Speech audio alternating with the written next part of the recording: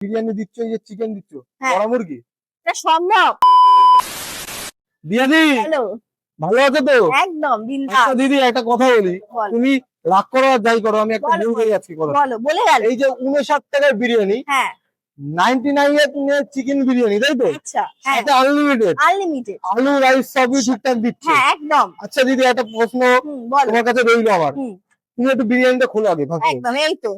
তুমি কি এই বিরিয়ানি গুলো, হ্যাঁ এই বিরিয়ানি দিচ্ছ, এই যে চিকেন দিচ্ছ, হ্যাঁ। কড়া মুরগি। এটা সম্ভব?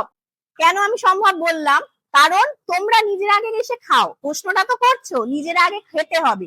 কোনো জিনিস যদি মরা বা খারাপ হয়, মুখে দিলেই গন্ধ বেরোবে। এ লোকানোর কোনো প্রসেস নেই। রান্নায় তুমি বাড়িতে চেষ্টা করে দেখো, মরামরি কিনে নিয়ে কলা কেওড়া যা খুশি দিয়ে করো, নিজে করে দেখো, তারপরে যেটা সম্ভবই না সেটা আমি কি করে করে ফেলবো, এটা কি কোনোভাবে সম্ভব?